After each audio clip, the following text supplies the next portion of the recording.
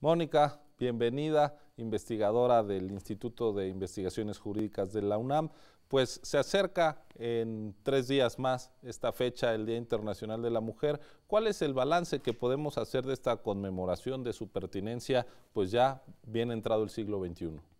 Así es, pues efectivamente el 8 de marzo se ha celebrado ya desde hace muchos años, en principio desde 1975, que la Organización de Naciones Unidas ya decretó el 8 de marzo como el Día Internacional de la Mujer, pero tiene sus orígenes,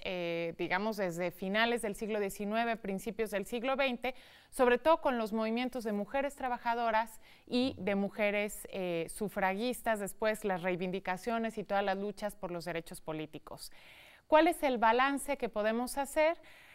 Bueno, pues que a pesar de que hemos avanzado mucho en términos tanto normativos como culturales hacia la equidad y los derechos, el reconocimiento y el ejercicio pleno de los derechos de las mujeres, todavía tenemos una larga agenda pendiente en muchos rubros, desde luego en el rubro político, en el rubro también cultural, pero especialmente en lo que en este año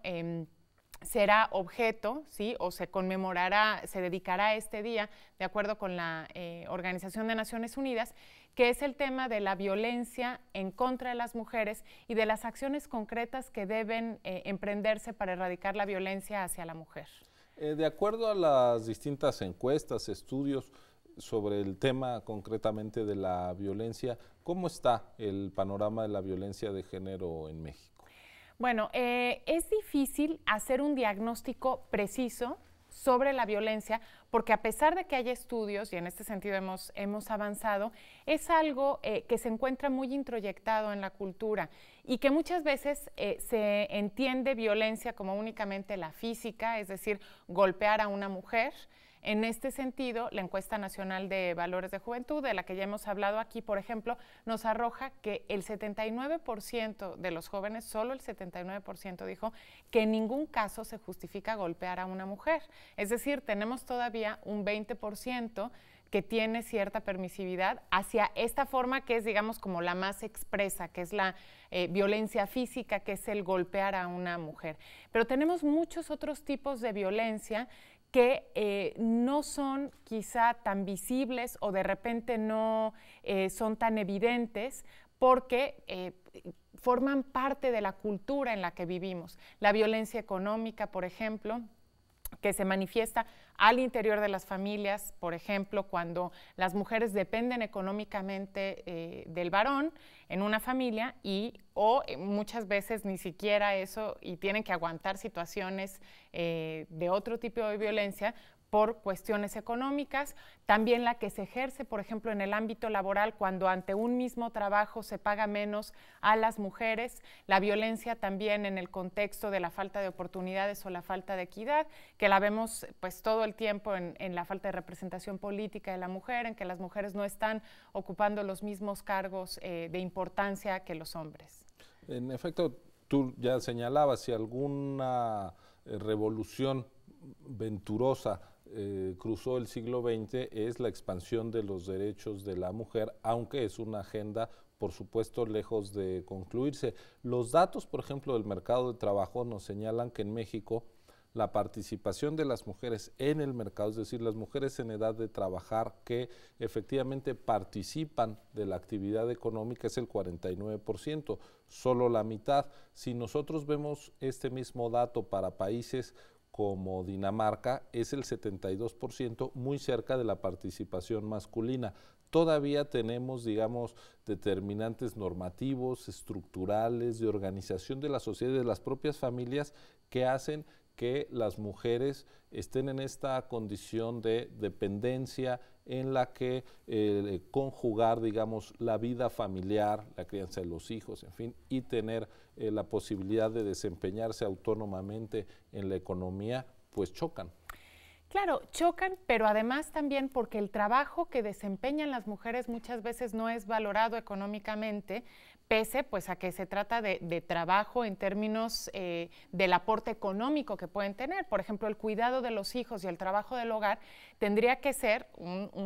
actividades que se valoraran económicamente en todos los sentidos, para efectos de seguridad social, para efectos de cálculo de la riqueza y para efectos de aportación también al hogar. Entonces, todas estas estructuras sociales son las que están condicionando que por lo menos en México tengamos un largo rezago. Y también es interesante aquí señalar que el aspecto cultural que está muy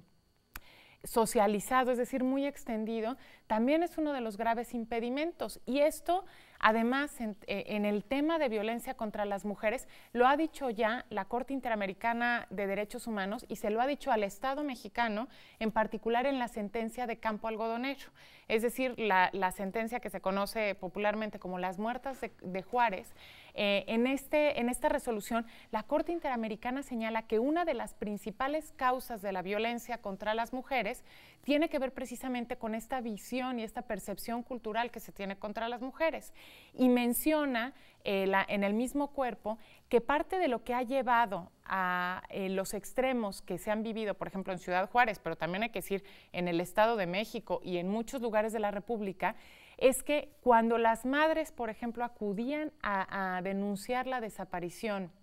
de las hijas, lo que contestaba la policía o el Ministerio Público era que seguramente no estaban desaparecidas, que se habrían ido con el novio, que estarían en otras actividades, y toda una serie de calificativos, y esto colocó a las mujeres en una condición de vulnerabilidad y llevó a muertes que podrían haberse evitado. Y esto me parece que es algo que podemos considerar muy extendido en el país, es decir, no podemos decir únicamente que es un problema de Ciudad Juárez, sino que realmente esta visión hacia la mujer que constituye forma de violencia, una forma de violencia en sí misma y que lleva a otras formas de violencia, está muy extendida en el país y es algo contra lo que debemos luchar. Y por el ejemplo que das, en parte ejercida por el propio Estado con sus acciones y omisiones para proteger la integridad de las mujeres víctimas de la violencia, lo cual es un atropello adicional sobre el atropello original. Antes de concluir, Mónica, aprovechando que estás aquí, que el tema de tu comentario esta semana, yo quisiera preguntarte sobre la situación de las niñas y jóvenes. Tú te dedicas a estudiar los temas de derecho de la infancia. ¿Cuál sería la perspectiva, digamos, de género, de derechos de la mujer para este colectivo? En un minuto, por favor. Pues si hay una condición de vulnerabilidad específica dentro del grupo de las mujeres, son precisamente las niñas y jóvenes, porque son las que más expuestas están, por ejemplo, a sacrificios cuando la familia tiene que elegir entre quiénes ir a la escuela, la violencia también en el noviazgo en las adolescentes por estos